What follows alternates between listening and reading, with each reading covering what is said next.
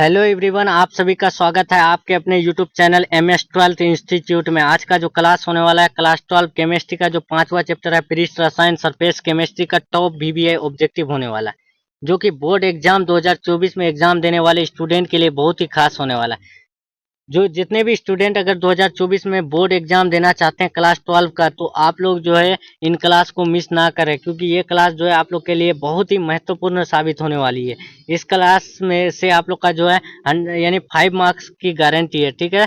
यानी इस चैप्टर से जितने भी क्वेश्चन 5 मार्क्स पूछे जाते हैं ना, तो इससे बाहर नहीं जाने वाले हैं, ठीक है। 5 मार्क्स का जो ऑब्जेक्टिव पूछे जाते हैं तो इससे बाहर नहीं जाने वाले हैं। तो आप लोग जितने भी स्टूडेंट देख रहे हैं, तो हर एक क्वेश्चन को आप लोग को क्या करना है कि अच्छे से कवर कर लेना। अगर याद ना हो तो आप लोग जो है PDF ले सकते हैं टेलीग्राम से, या फिर नोट कर लेना है आप लोग को, ताकि आप लोग जो है दोबारा नहीं भूलें उस क्वेश्चन को, ठीक है। और लाइव चैट में आप लोग को जो है यानी कमेंट करते रहना है। जैसे कि मान के चले एक का ए होता है, तो ऐसे आप लोग को जो है कमेंट करते रहना है, ताकि आप देखते रहें कि आप यानी कितने स्टूडेंट जो है मेरा क्लास देख रहे हैं, ठीक है। और कमेंट में आप लोग को बता देना है कि क्लास आप लोग को जो है कैसा लग रहा है। और जो भी स्टूडेंट अगर यानी व्हाट्सएप ग्रुप और टेलीग्राम ग्रुप में ज्वाइन नहीं हुए, तो आप लोग जो है ज्वाइन हो जाइएगा। व्हाट्सएप ग्रुप और टेलीग्राम ग्रुप का लिंक जो है कमेंट बॉक्स में दे दिया गया है, या फिर डिस्क्रिप्शन बॉक्स में दे दिया गया है। तो वहाँ से आप लोग जो है ज्वाइन हो सकते हैं और अच्छे से रिवीजन कर सकते हैं PDF को लेके, और अपने लाइफ में अच्छा मार्क्स गेन कर सकते हैं, ठीक है। तो चलिए दोस्तों देखते हैं, यानी क्लास शुरू करते हैं। देखते हैं सबसे पहला क्वेश्चन क्या है। सबसे पहला क्वेश्चन क्या है कि देखिए, यदि डिस्पर्सन फेज द्रव है और डिस्पर्सन माध्यम ठोस है, तब कोलाइड जाना जाता है। इसमें क्या बोला गया है, डिस्पर्सन फेज जो है द्रव है और डिस्पर्सन माध्यम जो है वो ठोस है, तो कोलाइड जाना जाएगा। तो वो जो जाना जाएगा ना, वो जेल जाना जाएगा, ठीक है। सबसे पहला क्वेश्चन का आंसर क्या होगा, ऑप्शन नंबर बी होगा। नेक्स्ट क्वेश्चन दूसरा नंबर क्या है, भौतिक अधिशोषण में गैस के कण ठोस सतह पर किस बल द्वारा बंधे रहते हैं। यानी भौतिक अधिशोषण में जो है गैस के कण ठोस सतह पर जो बंधे रहते हैं ना, तो वो किस बल द्वारा बंधे रहते हैं, तो वो रहते हैं वांडर वाल बल के कारण, ठीक है। तो correct answer option number D. Next question देखते हैं। नेक्स्ट क्वेश्चन क्या है, रासायनिक अधिशोषण में कितनी परतें होती है। रासायनिक अधिशोषण में जो परतें होती है, तो वो कितने होते हैं, तो वो परतें होती है एक होती है। अगर यहीं पर आप लोग को पूछ दे कि भौतिक अधिशोषण में कितनी परतें होती है, तो भौतिक अधिशोषण में 2 परतें होती है, ठीक है। नेक्स्ट क्वेश्चन देखते हैं। नेक्स्ट क्वेश्चन, निम्न में कौन सा टिंडल प्रभाव नहीं दिखाता है। देखिए, यानी निम्न में से कौन सा टिंडल प्रभाव नहीं दर्शाएगा, क्या सस्पेंशन, इमल्सन, शर्करा विलयन, स्वर्ण विलयन। तो इसका करेक्ट आंसर होगा टिंडल प्रभाव जो नहीं दर्शाता वो है शर्करा विलयन। कभी कभी ऑप्शन में रहता है चीनी के घोल में, तो आप लोग को वही चीनी के घोल लगाना है, या फिर शर्करा विलयन दे तो शर्करा विलयन लगाना है, ठीक है। तो करेक्ट आंसर इसका ऑप्शन नंबर सी होगा। नेक्स्ट क्वेश्चन देखते हैं। नेक्स्ट क्वेश्चन 5 नंबर में क्या है कि द्रव स्नेही विलयन अस्थायी होता है, क्यों। जो द्रव स्नेही जो होता है वो अस्थायी होता है, और देखो द्रव स्नेही है और द्रव जो है विलागी है, ठीक है, 2 है। तो उसमें जो द्रव स्नेही विलयन जो है वो अस्थायी होता है। तो वो अस्थायी क्यों होता है, तो वो जो होता है कणों पर आवेश के कारण होता है, ठीक है। उनके कण पर जो है चार्ज होता है, उसके कारण द्रव स्नेही विलयन अस्थायी होता है, ये याद रखना है। ये क्वेश्चन जो है सब्जेक्टिव में भी पूछा जाता है कि द्रव स्नेही विलयन जो है अस्थायी क्यों होता है, तो आप लोग को याद रखना है द्रव स्नेही विलयन इसलिए अस्थायी होता है क्योंकि उनके जो कण होते हैं उन पर चार्ज होता है, यानी उनके कणों पर आवेश होता है, इसी के कारण द्रव स्नेही विलयन जो है अस्थायी होता है। करेक्ट आंसर ऑप्शन नंबर ए। नेक्स्ट क्वेश्चन 6 नंबर क्या है कि भौतिक अधिशोषण हेतु सही नहीं है। जो भौतिक अधिशोषण के लिए जो है कौन सा सही नहीं है, और नीचे ऑप्शन जो दिया हुआ है तो उनके अनुसार जो है कौन सही नहीं है। तो ऑप्शन पहला देखिए, अधिशोषण ताप के साथ बढ़ता है, यही जो है गलत है। अधिशोषण ताप के साथ घटता है, ठीक है, लेकिन यहाँ ताप के साथ बढ़ता है,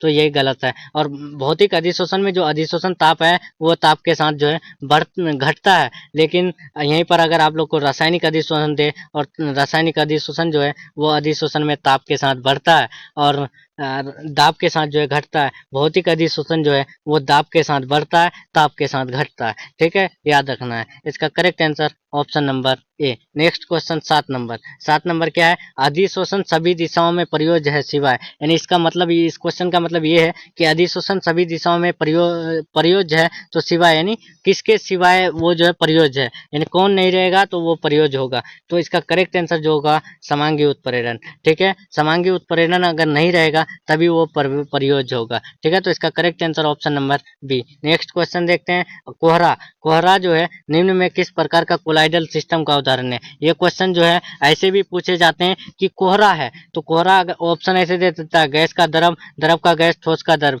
तो आप लोग को ऐसे याद रखना है, कोहरा जो है वो द्रव का गैस में विलयन होता है। ठीक है, तो correct answer option number B होता है। नेक्स्ट क्वेश्चन देखते हैं। नेक्स्ट क्वेश्चन क्या है कि निम्न में कौन सा टिंडल प्रभाव प्रदर्शित करेगा? निम्न में कौन टिंडल प्रभाव प्रदर्शित करेगा? तो वो जो प्रदर्शित करता है टिंडल प्रभाव, वो है क्रांतिक मिशेल सांद्रता के ऊपर साबुन का जलीय विलयन। तो इसका correct answer option number B होगा। और तरह से आप लोग जो है क्वेश्चन देख लीजिए कि निम्नलिखित में कौन सा टिंडल प्रभाव प्रदर्शित करेगा? तो वो टिंडल प्रभाव जो प्रदर्शित करता है ना, वो करता है आप लोग का जो है क्रांतिक मिशेल सांद्रता के ऊपर साबुन का जलीय विलयन। इसका correct answer option number B. Next question देखते हैं। नेक्स्ट क्वेश्चन क्या है कि किस विधि द्वारा द्रव विरागी सोल का रक्षण किया जाता है? यानी कौन सा जो द्रव विरागी है, द्रव विरागी सोल को रक्षण करेगा? तो वो है द्रव विरागी सोल मिलाकर। ऑप्शन नंबर इसका सी देखिए, इसका करेक्ट आंसर जो होगा ऑप्शन नंबर सी होगा। द्रव विरागी जो सोल का रक्षण किया जाता है ना, तो वो द्रव विरागी सोल मिलाकर ही रक्षण किया जाता है। Correct answer option number C. Next question देखते हैं। नेक्स्ट क्वेश्चन क्या है? निम्नलिखित में कौन सा अधिशोषण की, यानी कौन जो है अधिशोषण की परिघटना पर लागू नहीं होता है? तो वो जो है यानी अधिशोषण की परिघटना पर जो लागू नहीं होता ना, तो वो होता है del H greater than zero. ठीक है, तो इसका correct answer option number A होगा। यानी अधिशोषण की परिघटना पर जो लागू नहीं होगा तो वो है del H greater than zero. Next question देखते हैं। नेक्स्ट क्वेश्चन क्या है? 12 नंबर। निम्नलिखित में कौन सी परिस्थिति भौतिक अधिशोषण के लिए अनुकूल नहीं है? यानी भौतिक अधिशोषण के लिए जो है अनुकूल नहीं है, तो वो कौन है? तो इसका जो करेक्ट आंसर होगा वो ऋणात्मक डेल एच। ठीक है, ये जो है अनुकूल नहीं है, क्योंकि डेल एच जो है वो धनात्मक होता है। भौतिक अधिशोषण के लिए जो अनुकूल नहीं है तो वो ऋणात्मक डेल एच होता है। नेक्स्ट क्वेश्चन देखते हैं। नेक्स्ट क्वेश्चन क्या है?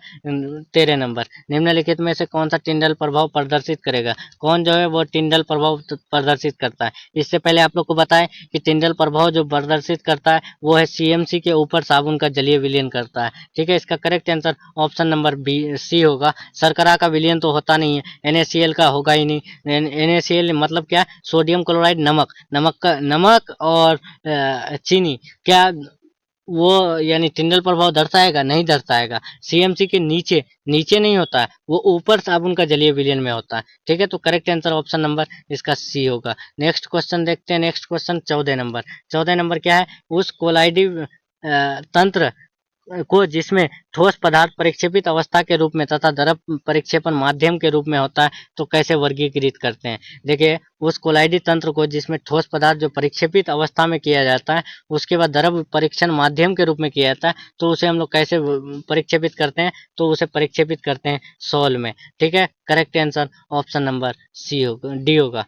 ठीक है, फिर से क्वेश्चन देखें। कोलाइडी तंत्र को जिसमें यानी ठोस पदार्थ परिक्षेपित अवस्था में करते हैं और द्रव परिक्षेपण को हम लोग क्या करते हैं? माध्यम के रूप में कर देते हैं, तो उसे वर्गीकृत जो करते हैं ना, तो उसे वर्गीकृत सोल में करते हैं। ठीक है, correct answer option number D होगा। नेक्स्ट क्वेश्चन देखते हैं। नेक्स्ट क्वेश्चन क्या है कि अभिक्रिया में उत्प्रेरक किस प्रकार का परिवर्तन होता है? अभिक्रिया में जो उत्प्रेरक होता है वो किस प्रकार का उत्प्रेरण होता है? तो उसमें उत्प्रेरण जो अभिक्रिया में होता है ना, तो वो होता है भौतिक और गुणात्मक दोनों होता है। तो इसका correct answer option number C होगा। नेक्स्ट क्वेश्चन देखते हैं। 16 नंबर। 16 नंबर क्या है? जब FeOH3 सॉल में NaCl का घोल मिला दिया जाता है तो वो क्या होगा? देखिए, जो जब FeOH3 में जो सॉल में NaCl यानी सोडियम क्लोराइड का जो घोल मिलाएंगे, तो उसका जो उसमें जो क्या होता है, क्या प्राप्त होता है? तो उसमें जो प्राप्त होता है ना, वो होता है क्या? FeOH3 Fe3 प्लस प्राप्त होता है। ये नहीं होता, Cl माइनस भी नहीं होता है, और यानी FeOH3Na+ भी नहीं होता। इसका जो करेक्ट आंसर होगा FeOH3 अवक्षेपित होता है। ठीक है, क्या होता है FeOH3 जो है ना उसमें अवक्षेपित हो जाता है इसमें। तो इसका correct answer option number D होगा। नेक्स्ट क्वेश्चन देखते हैं। नेक्स्ट क्वेश्चन क्या है कि निम्नलिखित में कौन परक्रम परावस्थाओं का अंतरा पृष्ठ पर घटित नहीं होता है? कौन जो है परक्रम परावस्था के अंतरा पृष्ठ पर घटित नहीं होता है? क्या वो क्रिस्टलीकरण, विषमांगी उत्प्रेरण, समांगी उत्प्रेरण या फिर संचारण? तो इसका करेक्ट आंसर जो होगा, इसका करेक्ट आंसर होगा समांगी उत्प्रेरण। समांगी उत्प्रेरण क्या है कि वो जो है ना यानी परक्रम परावस्था यानी अंतरा पृष्ठ पर जो है वो घटित नहीं होता है। तो इसका correct answer option number C होगा। Next question 18 number. 18 नंबर क्या है?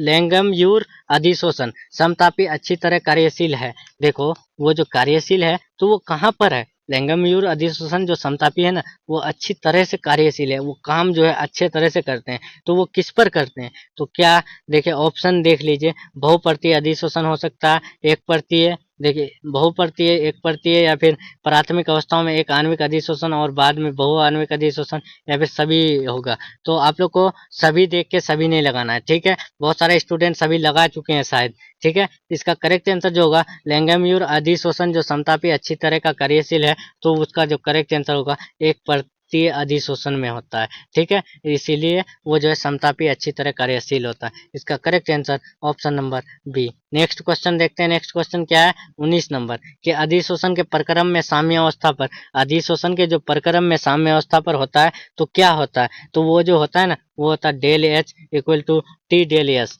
ठीक है, यानी डेल एच के बराबर जो है वो टी डेल एस होता है। यही जो है अधिशोषण के प्रक्रम साम्य अवस्था पर होता है। ठीक है, तो correct answer option number B होगा। नेक्स्ट क्वेश्चन 20 नंबर देखते हैं। 20 नंबर क्या है कि निम्नलिखित में कौन सा अंतरा पृष्ठ प्राप्त नहीं किया जा सकता है? कौन जो है अंतरा पृष्ठ प्राप्त नहीं किया जा सकता है? ये क्वेश्चन पहले क्या था कि अंतरा पृष्ठ किसके द्वारा प्राप्त नहीं किया जा सकता है? तो उसमें था समांगी उत्प्रेरण। अब यहाँ क्यों क्या पूछा है?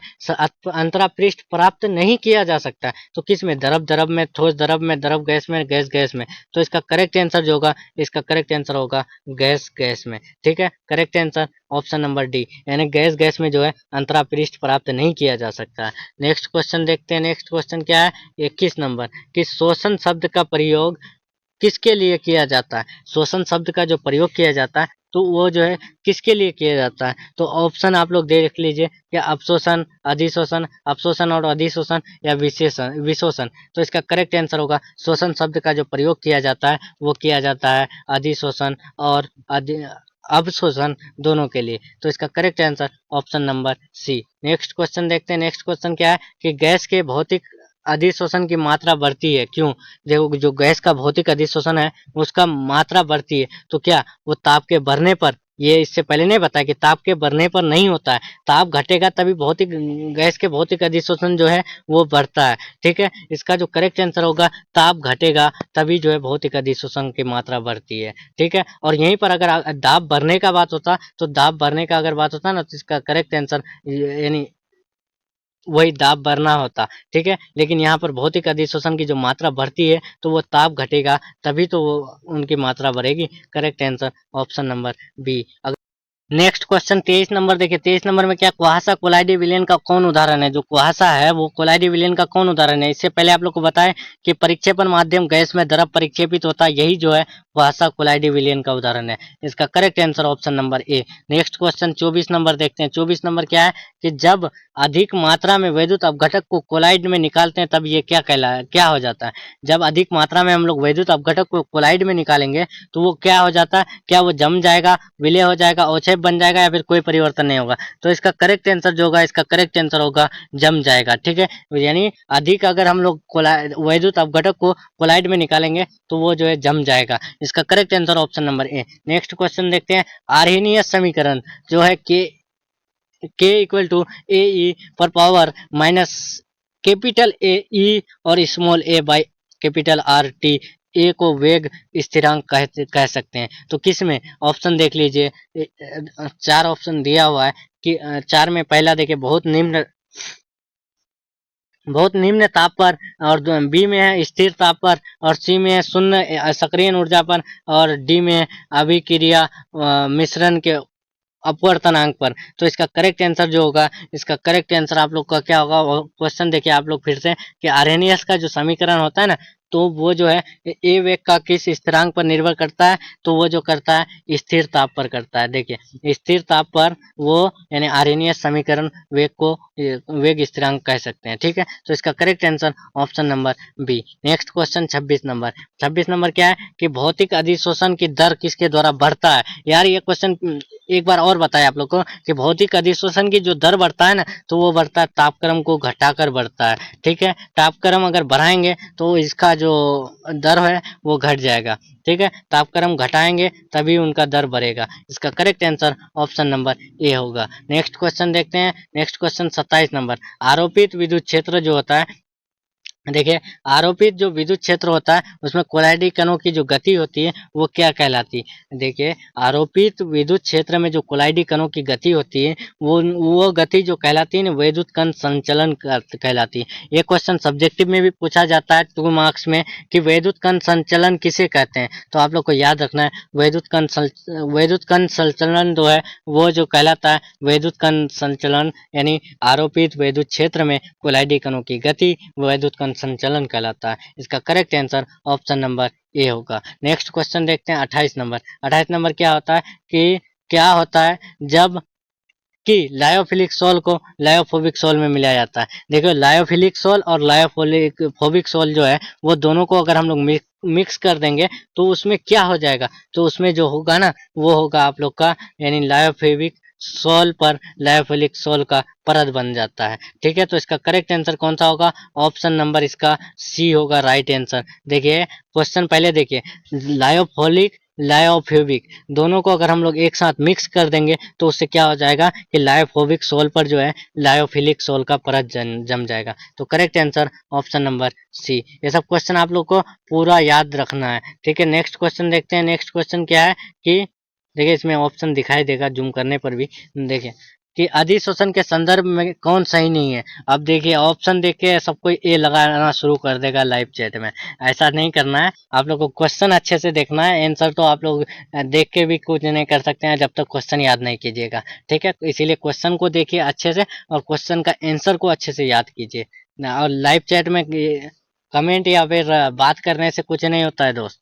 ठीक है, अपना जो है पढ़ाई में फोकस करो और एक एक क्वेश्चन आप लोग जो है अच्छे से कवर करो और याद अच्छे से कीजिए ताकि आप लोग का जो है माइंड में पूरा आ जाए और एग्जाम में जाके पढ़ दें। ऐसा करना है। बहुत सारे स्टूडेंट क्या करते हैं कमेंट में बतियाते हैं, लेकिन ऐसा नहीं करना है।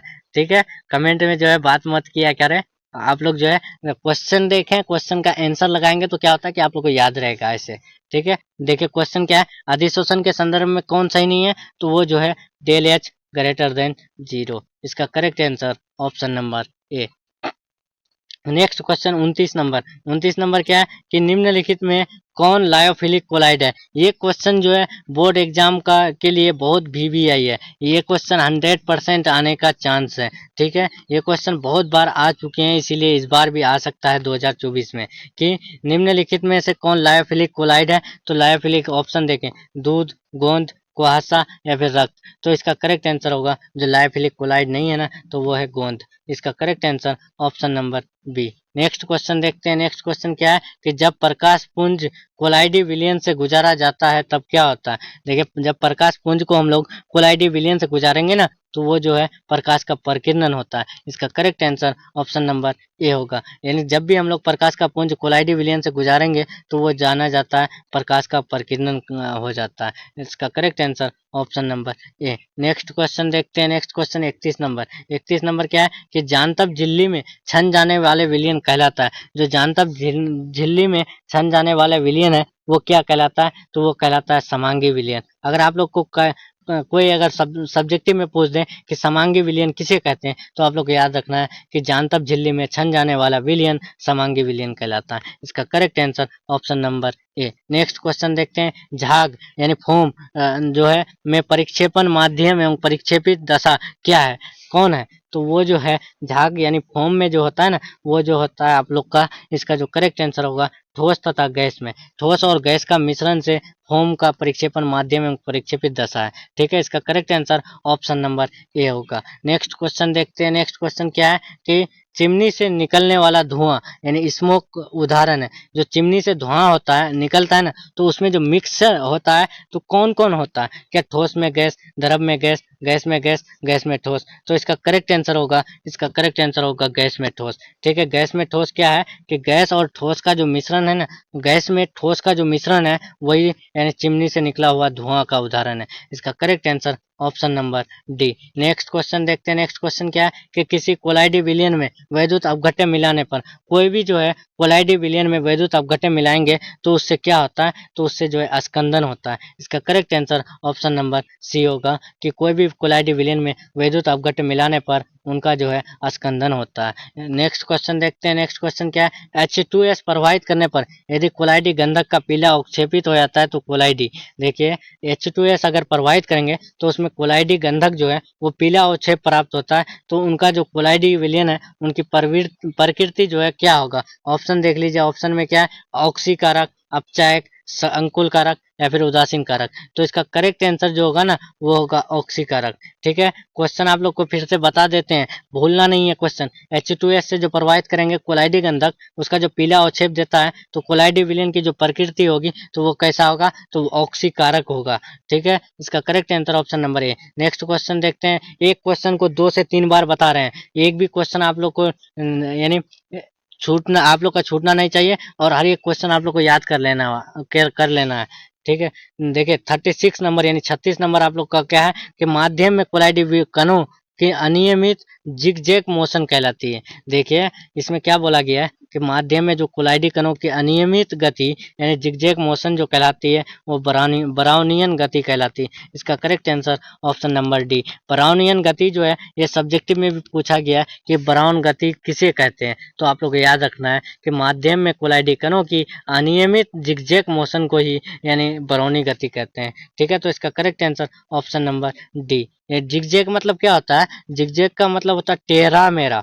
ठीक है, टेढ़ा मेढ़ा गति करता है ना, वो अनियमित गति मतलब जिगजैग मोशन यानी टेढ़ा मेढ़ा गति करे, उसी को जो है हम लोग ब्राउनियन गति कहते हैं। करेक्ट आंसर इसका डी। Next question 37 number. 37 क्या है? जब कोलाइडी घोल से प्रकाश पुंज प्रवाहित किया जाता है तो घोल चमकने लगता है। इसका कारण यह है कि कोलाइडल कणों द्वारा प्रकाश की किरणों विकिरित हो जाती है, इस प्रभाव को कहा जाता है।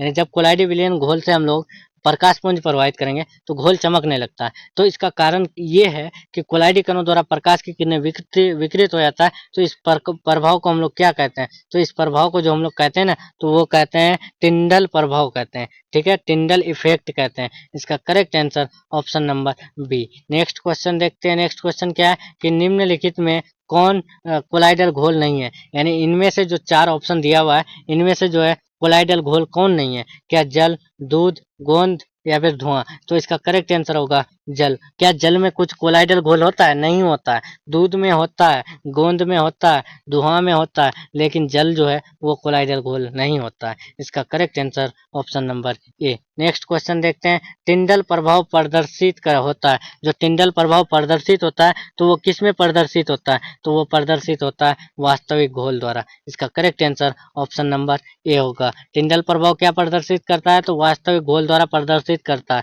करेक्ट आंसर ए होगा। याद रखना है सब क्वेश्चन, हर एक क्वेश्चन। नेक्स्ट क्वेश्चन देखते हैं। वह क्रिया जिसमें कोलाइडल कण अवक्षेपित होते हैं कहलाते हैं। देखिए इसमें क्या है कि वह क्रिया जिसमें कोलाइडल कण अवक्षेपित होता है तो वो क्या कहलाता है? तो वो जो कहलाता है ना तो वो स्कंदन कहलाता है। अगर आप लोग को सब्जेक्टिव में पूछ दे कि स्कंदन किसे कहते हैं तो याद रखना है जिसमें कोलाइडल कण अवक्षेपित हो उसको जो है हम लोग स्कंदन कहते हैं। Correct answer option number C. Next question देखते हैं। Next question 41 number. जब एक द्रव दूसरे द्रव में श्लेषाभिय स्थिति यानी कोलाइडल स्टेट में वितरित होता है तो ऐसे विलयन को कहा जाता है। तो इसमें क्या बोला गया है? एक द्रव को हम लोग दूसरे द्रव में कोलाइडल स्टेट में वितरित करेंगे तो ऐसे विलयन को जो है हम लोग क्या कहेंगे? तो उसे हम लोग पायस कहेंगे। ठीक है, करेक्ट आंसर ऑप्शन नंबर ए। Next question 42 number. Next question 42 number क्या है कि अपमार्जक को कहा जाता है। देखिए अपमार्जक को जो कहा जाता है वो क्या कहा जाता है? ऑप्शन देखिए, पृष्ठ सक्रियन, कोलाइड, निलंबन या फिर इनमें से कोई नहीं। तो इसका करेक्ट आंसर होगा अपमार्जक को जो कहा जाता है वो पृष्ठ सक्रियन कहा जाता है। ठीक है, इसका करेक्ट आंसर क्या होगा? ऑप्शन नंबर ए। ये भी क्वेश्चन बहुत VVI है, बहुत बार पूछे गए हैं बोर्ड एग्जाम में कि अपमार्जक को हम लोग और क्या कहते हैं, तो उसे हम लोग पृष्ठ सक्रियन कहेंगे। करेक्ट आंसर ऑप्शन नंबर ए। नेक्स्ट क्वेश्चन 43 नंबर देखते हैं। 43 नंबर क्या है कि अधिशोषण द्वारा अवक्षेपण अनुमापनों के अंत बिंदु के कारण निर्धारण में प्रयुक्त कौशल होता है। देखिए फिर से क्वेश्चन बता रहे हैं कि अधिशोषण द्वारा अवक्षेपण अनुमापनों के अंत बिंदु के कारण जो प्रयुक्त कासोन है तो वो क्या होता है? क्या रासायनिक सूचक होता है, सामान्य सूचक, या फिर अपशोषण सूचक या अधिशोषण सूचक? तो इसका करेक्ट आंसर जो होगा, अधिशोषण द्वारा हो रहा है तो कौन सा सूचक होगा? अधिशोषण सूचक होगा। तो correct answer option number D होगा। नेक्स्ट क्वेश्चन 44 नंबर क्या है? किसकी स्वर्ण संख्या सबसे कम होती है? यानी किसका जो स्वर्ण संख्या है वो कम होती है? तो वो होती है जिलेटिन की। जिलेटिन की स्वर्ण संख्या जो है सबसे कम होती है, इसलिए इसका करेक्ट आंसर ऑप्शन नंबर ए। नेक्स्ट क्वेश्चन 45 नंबर क्या है कि ऑक्सैलिक अम्ल के सक्रिय चारकोल पर जो अधिशोषण में चारकोल कहलाएगा तो वो क्या कहलाएगा? तो वो जो कहलाता है ऑक्सैलिक अम्ल में के सक्रियण में जो चारकोल पर अधिशोषण में चारकोल कहलाएगा ना, तो वो कहलाता है आप लोग का जो है अधिशोषक कहलाता है। ठीक है, क्या कहलाता है?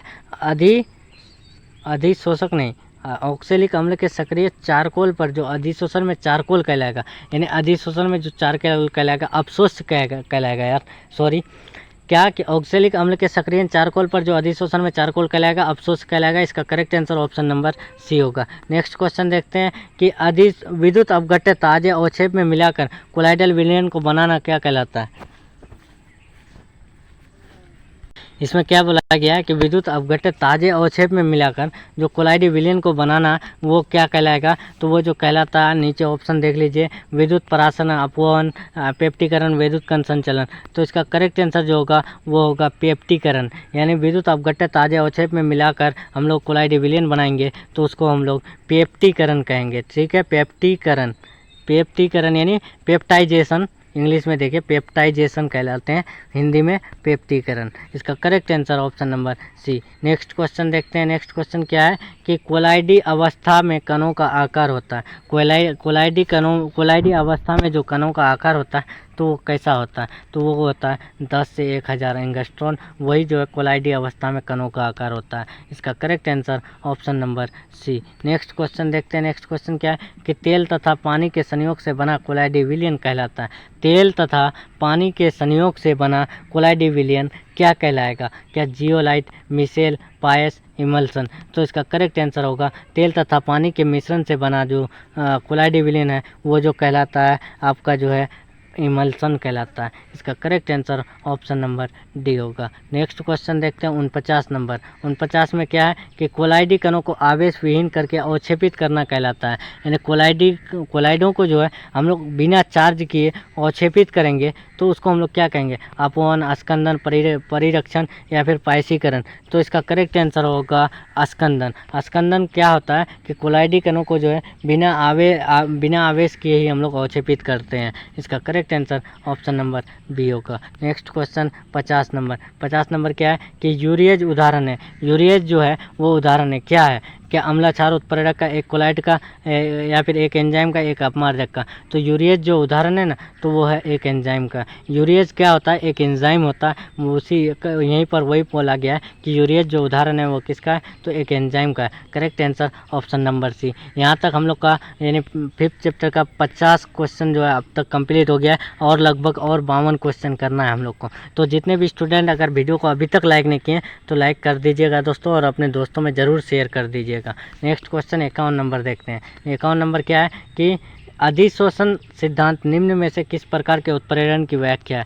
अधिशोषण जो सिद्धांत है निम्न में से किस प्रकार की व्याख्या करता है? तो वो जो व्याख्या करता है विषमांगी उत्प्रेरण का करता है। Correct answer option number C. Next question 52 number. निम्नलिखित में से कौन सा द्रव स्नेही कोलाइडी है? यानी कौन जो है द्रव स्नेही कोलाइड है, इसमें उदाहरण जो दिया हुआ है। क्या दूध, गोंद, रक्त कोहरा, तो द्रव स्नेही ही बोला है, द्रव स्नेही जो कोलाइड है ना तो वो है गोंद। इसका correct answer option number B होगा। नेक्स्ट क्वेश्चन देखते हैं 53 नंबर। 53 नंबर क्या है कि निम्न में से किसमें टिंडल प्रभाव संभव नहीं है। ये क्वेश्चन सबसे पहला ही क्वेश्चन है कि टिंडल प्रभाव कौन संभव नहीं है, तो वो है शर्करा विलयन। ठीक है, शर्करा विलयन जो है वो इसमें टिंडल प्रभाव संभव नहीं होता है। Correct answer option number C. Next question 54 number. 54 number क्या है कि भौतिक अधिशोषण में के अणु जो है सतह पर बंधे होते हैं। तो इससे पहले ही आपको बता चुके हैं, भौतिक अधिशोषण में जो गैस के अणु सतह पर बंधे होते हैं तो वो वान डर वाल बलों के द्वारा होता है। इसका correct answer option number B. Next question देखते हैं कि कोहरा यानी मिस्ट उदाहरण है, कोहरा जो उदाहरण है वो किसका उदाहरण है, क्या ठोस में गैस, द्रव में गैस, गैस में गैस या फिर गैस में द्रव। तो इसका करेक्ट आंसर जो होगा, कोहरा जो उदाहरण है वो आपका उदाहरण है गैस में द्रव का। इसका correct answer option number D. Next question 56 number. रक्त पर आवेश होता है, रक्त पर जो चार्ज होता है यानी हम लोग का जो ब्लड होता है उस पर जो चार्ज होता है कैसा होता है, तो उसमें ऋणात्मक होता है। ठीक है, इसका correct answer option number B. Next question देखते हैं। नेक्स्ट क्वेश्चन क्या है कि निम्न में से कौन सा विलयन कोलाइडी नहीं है, यानी 57 नंबर क्या है कि निम्न में कौन सा विलयन जो है कोलाइडी नहीं है, तेल, पानी, दूध, पानी, थम्स अप या फिर सादा पानी।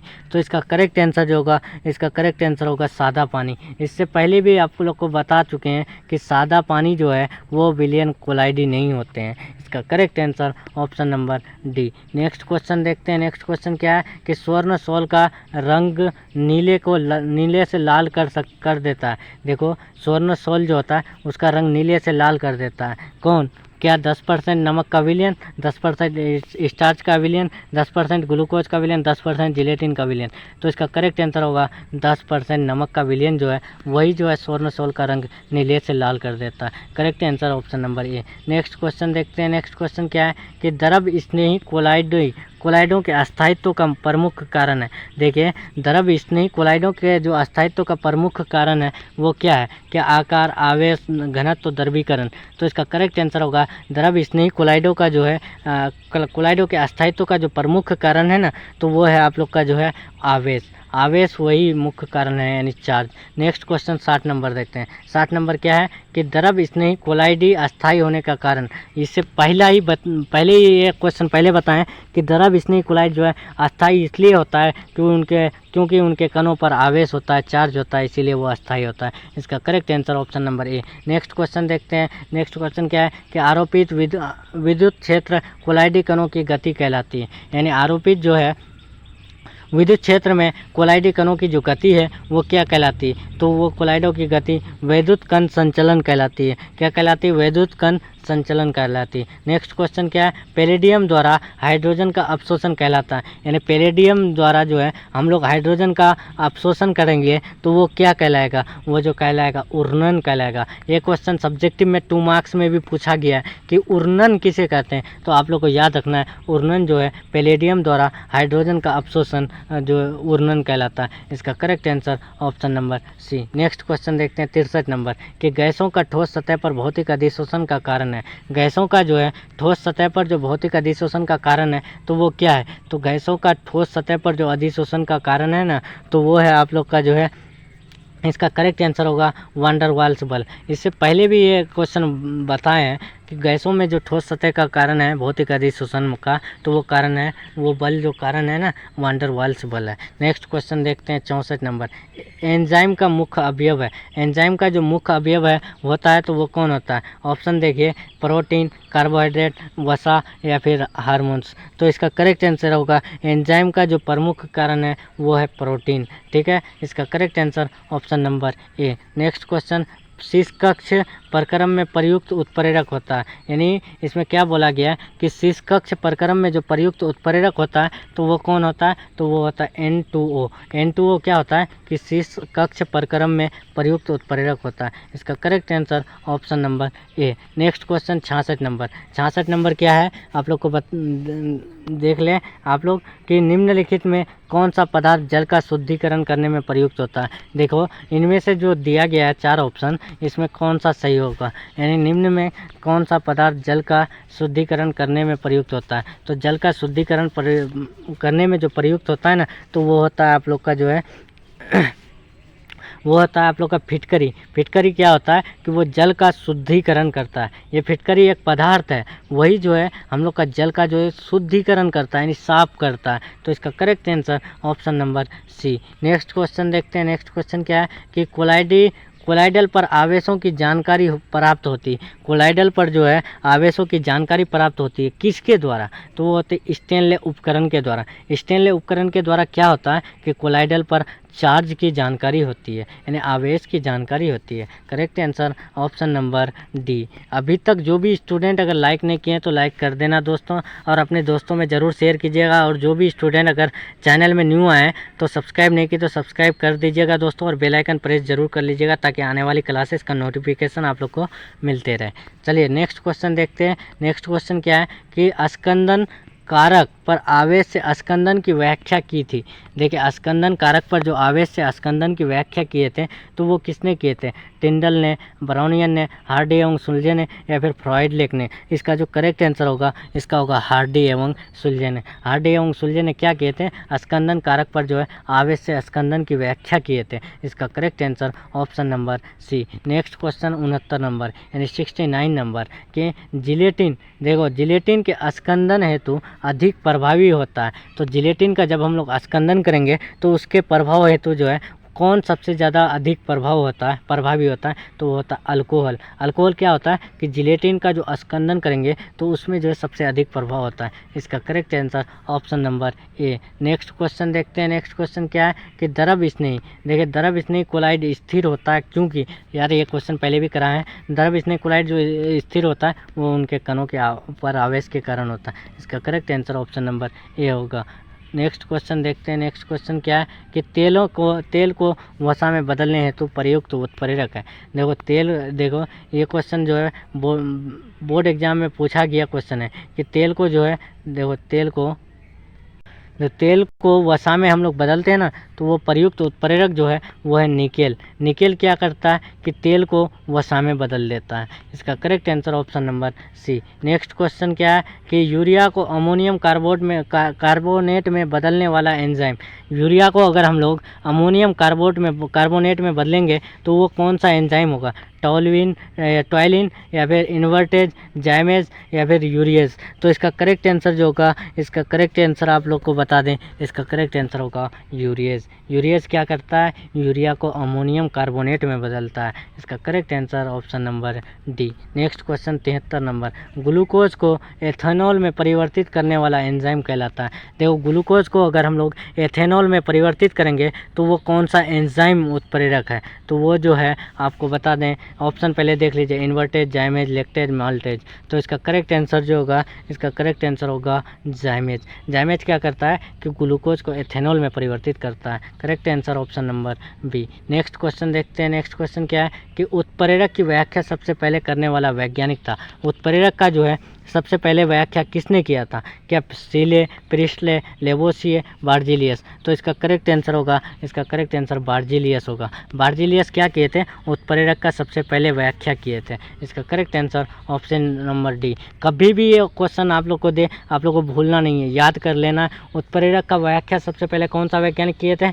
बार्जिलियस किए थे। नेक्स्ट क्वेश्चन देखते हैं। नेक्स्ट क्वेश्चन क्या है कि कोलाइडल कणों की आकृति रहती है। कोलाइडी कणों की जो आकृति होती है वो कैसा रहती है? तो वो होती है 10⁻⁻7 से 10⁻⁵ सेंटीमीटर तक। ठीक है, ये याद रहेगा ना कि कोलाइडल कणों की आकृति कैसी रहती है? तो वो 10⁻⁷ से 10⁻⁵ सेंटीमीटर तक। करेक्ट आंसर ऑप्शन नंबर ए। नेक्स्ट क्वेश्चन देखते हैं कि विलायक विरागी। देखिए विलायक विरागी कहलाता है, विलायक विरागी कोलाइडी जो होता है वो क्या कहलाता है? लायोफिलिक कोलाइडी, लायोफोबिक कोलाइडी, ना लायोफोबिक ना लायोफोलिक, ना इनमें से कोई नहीं। तो इसका करेक्ट आंसर होगा विलायक विरागी जो होता है ना वो होता है लायोफोबिक होता है। ठीक है, इसका correct answer option number B होगा। नेक्स्ट क्वेश्चन देखते हैं। और यहीं पर अगर पूछ दे विलायक विरागी और विलायक, यानी इसमें क्या बोला जाता है? दो क्वेश्चन पूछा जाता है ना, एक पूछा जाता है यानी द्रव स्नेही विरागी और विलायक विरागी। ठीक है, इन दोनों में से आप लोग कंफ्यूज नहीं होना है। विलायक विरागी पूछे, द्रव स्नेही पूछे तो वो जो है दोनों लायोफोबिक कोलाइड होता है। तो करेक्ट आंसर ऑप्शन नंबर इसका बी होता है। नेक्स्ट क्वेश्चन 77 नंबर यानी 77 नंबर क्वेश्चन क्या है, विलायक स्नेही कोलाइट कहलाता है। देखिए विलायक स्नेही और विलायक विरागी, विलायक स्नेही विलायक लायोफिलिक और विलायक विरागी कौन कहलाता है, लायोफोबिक। इससे पहले आप लोग को नहीं बताया कि विलायक स्नेही लायोफिलिक और विलायक विरागी लायोफोबिक, तो कौन सा इसका करेक्ट आंसर होगा, लायोफिलिक, विलायक स्नेही लायोफिलिक, लायो यानी विलायक स्नेही विलायक विरागी लायोफोबिक। ठीक है, यानी फोबिक विरागी और फिलिक स्नेही, ये याद रखना है। फोलिक स्नेही ये क्वेश्चन एक पूछा जाएगा, इसलिए कंफ्यूज नहीं होना है। तो इसका करेक्ट आंसर कौन सा होगा, ऑप्शन नंबर ए होगा। नेक्स्ट क्वेश्चन देखते हैं 78 नंबर यानी 78 नंबर कि कोलाइडल कणों की गति जिगजैग होती है, तो इसका आविष्कार किसने किया था।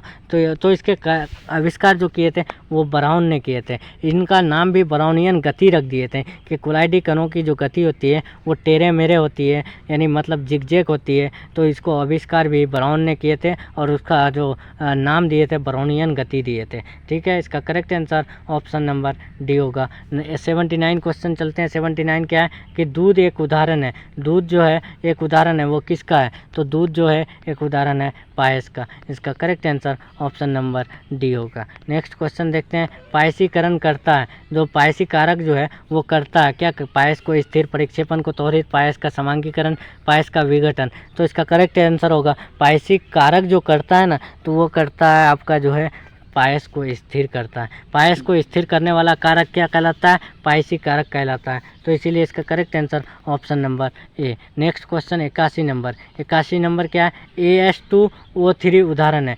AS2O3 जो उदाहरण है वो किसका, धनात्मक उत्प्रेरक का, विष उत्प्रेरक का, स्रोत उत्प्रेरक का, वर्धक उत्प्रेरक का। तो इसका करेक्ट आंसर होगा AS2O3 जो उत्प्रेरक है वो है विष उत्प्रेरक का। ठीक है, याद रखना है AS2O3 विष उत्प्रेरक का। इसका correct answer option number B. Next question 82 number, Langmuir isotherm के अनुसार दाब बढ़ाने पर जो अधिशोषण गैस की मात्रा है वो क्या करती है। तो लैंगम्यूर आइसोथर्म जो है उनके अनुसार दाब बढ़ाने पर अधिशोषण गैस की मात्रा जो होती है ना, तो वो जो होती है आपका वृद्धि करती है। मात्रा में क्या होती है, वृद्धि होती है, बढ़ जाती है। करेक्ट आंसर ऑप्शन नंबर ए। नेक्स्ट क्वेश्चन देखते हैं। नेक्स्ट क्वेश्चन क्या है कि कोई उत्प्रेरक जो है वो रासायनिक अभिक्रिया का वेग एवं दर को क्या करता है। तो ये क्वेश्चन जो है यानी शायद 3rd चैप्टर में आप लोग को बताए हैं कि कोई भी उत्प्रेरक रासायनिक अभिक्रिया में क्या करता है, वो उसके वेग और दर को जो है बढ़ा भी सकता है और घटा भी सकता है। इसीलिए जो है इसका करेक्ट आंसर क्या होगा, बढ़ा घटा सकता है यदि क्रिया चल रही है। तो इसका correct answer option number D. Next question देखते हैं। नेक्स्ट क्वेश्चन क्या है, 84 नंबर कि निम्न में से धनावेशित सोल का उदाहरण है। देखिए धनावेशित सोल का जो उदाहरण है वो कौन है, तो निम्न में से धनावेशित सोल का उदाहरण कौन है, तो धनावेशित सोल का जो उदाहरण है ना वो जिलेटिन है। ठीक है, जिलेटिन क्या है, धनावेशित सोल का उदाहरण है। इसका correct answer option number B.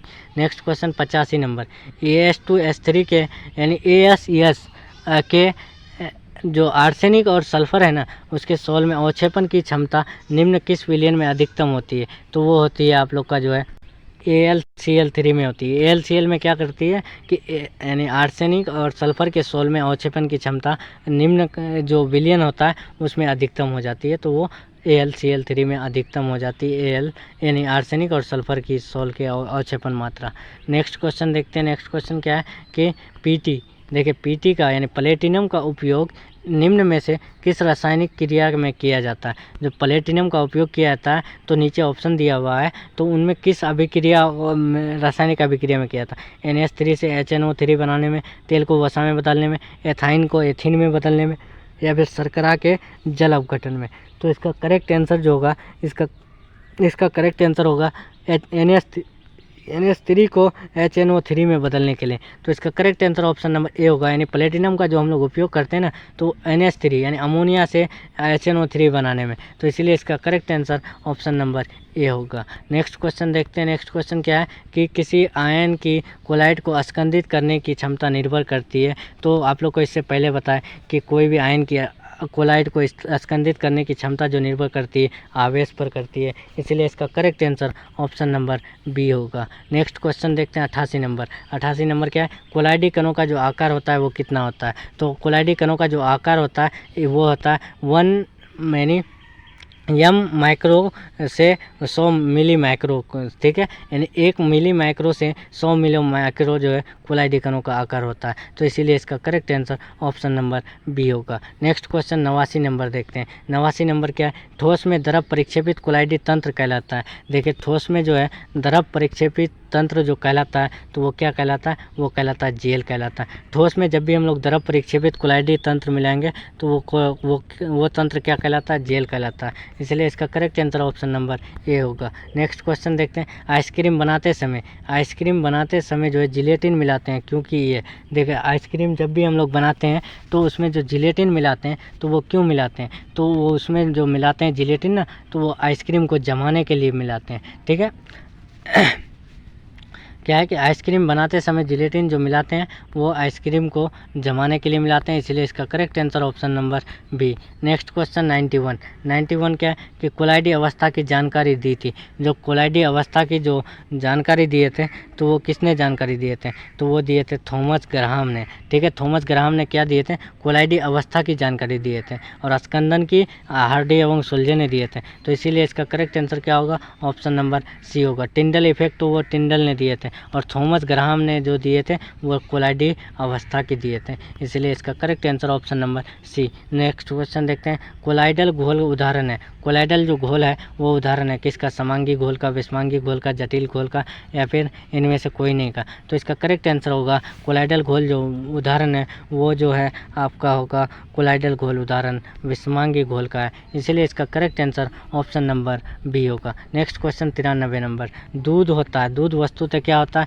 तो दूध जो होता है ना वो वस्तुतः होता है आपका जो है जल तथा फैट एक दूसरे को परिक्षेपित करे रहते हैं, इसीलिए वो दूध जो है वो होते हैं, ठीक है। जल और फैट जो है एक दूसरे को परिक्षेपित रहती है, इसीलिए दूध होता है, ठीक है। नेक्स्ट क्वेश्चन देखते हैं। इसका करेक्ट यानी 94 नंबर 93 के बाद 94 ना, तो टोलिन नामक एंजाइम का स्रोत है। जो टोलिन नामक जो यानी नामक एंजाइम का जो स्रोत है वो क्या है? ऑप्शन देखिए आंत, अमाशय, जीभ की लार, अग्नाशय। तो इसका करेक्ट आंसर होगा टोइलिन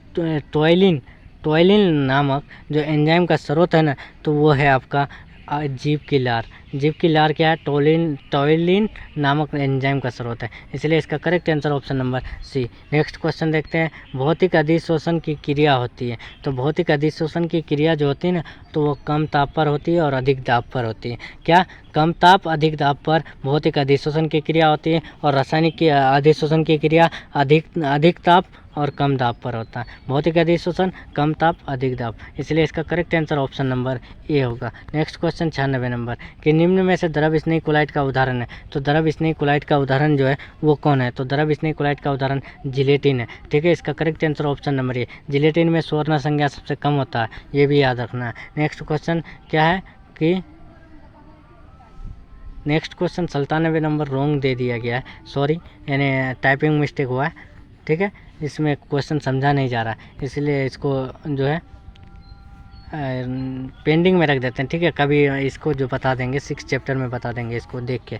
नेक्स्ट क्वेश्चन देखते हैं 98 नंबर। 98 नंबर क्या है कि एक बहुस्तरीय यानी मल्टी लेयर अधिशोषण होता है। एक बहुस्तरीय मल्टी लेयर जो होता है वो अधिशोषण किस में होता है? भौतिक अधिशोषण, रासायनिक अधिशोषण, सतह अधिशोषण, या फिर इनमें से सभी। तो इसका करेक्ट आंसर जो होगा, इसका करेक्ट आंसर होगा सतह अधिशोषण। सतह अधिशोषण में क्या होता है कि मल्टी लेयर अधिशोषण होता है, यानी ज़्यादा से ज़्यादा परत जो अधिशोषण होता है वो सतह अधिशोषण में होता है, इसलिए इसका correct answer option number C होगा। नेक्स्ट क्वेश्चन देखते हैं कि x/m तथा P के मध्य वक्र कहलाता है।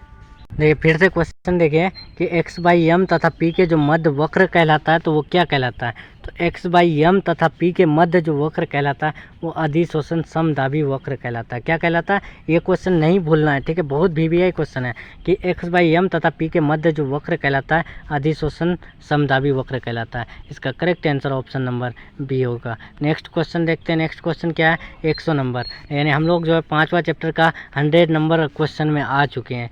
देखिए कि निम्न में कौन द्रव स्नेही कोलाइड है? तो द्रव स्नेही कोलाइड जो है गोंद है। ये क्वेश्चन तो बहुत बार बताए है, द्रव स्नेक कोलाइड कौन है, गोंद है। नेक्स्ट क्वेश्चन देखते हैं, कोलाइडिस सोल है, तो कोलाइडिस सोल जो है वो क्या है, तो वो कोलाइडिस सोल जो है वो एक विषमांगी सोल है। तो इसका करेक्ट आंसर कौन सा होगा, ऑप्शन नंबर सी होगा। ये सब क्वेश्चन तो एक बार और कराया, अभी रिपीट हो रहा है कि कोलाइडिस सोल जो उदाहरण है वो किसका है, विषमांगी सोल है। ठीक है, आज का जो है हम लोग लास्ट क्वेश्चन करते हैं। आज का लास्ट क्वेश्चन यानी इस चैप्टर का 5वां चैप्टर का 102 क्वेश्चन था। ठीक है, 102 क्वेश्चन ना है, तो आज हम लोग इसका लास्ट क्वेश्चन करके क्लास को एंड करते हैं। साबुन गिरीश को किसके द्वारा निकालता है, जो साबुन गिरीश को निकालते हैं तो वो हम लोग किसके द्वारा निकालते हैं, अधिशोषण, इमल्सीकरण, स्कंदन, किसी से नहीं। तो इसका करेक्ट आंसर जो होगा वो होगा इमल्सीकरण। साबुन गिरीश को हम लोग निकालते हैं तो किसके द्वारा निकालते हैं, इमल्सीकरण से निकालते हैं। ठीक है, इसका correct answer option number B होगा। ये सब क्वेश्चन जितने भी कराए हैं तो आप लोग को जो है हर एक क्वेश्चन अच्छे से याद कर लेना है, और जिस भी स्टूडेंट को अगर PDF चाहिए तो आप लोग जो है व्हाट्सअप ग्रुप और टेलीग्राम ग्रुप में ज्वाइन हो जाइएगा। वहाँ पे आप लोग को जो है PDF जो है डाल दिया जाएगा क्लास के बाद, तो आप लोग ले लीजिएगा।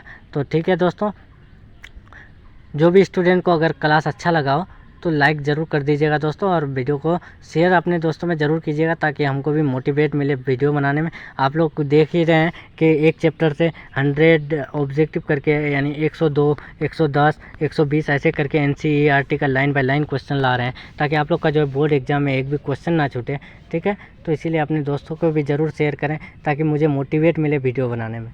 तो ठीक है दोस्तों, मिलते हैं नेक्स्ट क्लास में नेक्स्ट टॉपिक के साथ। तब तक के लिए बाय, अल्लाह हाफिज़, take care, till then. Thanks for watching.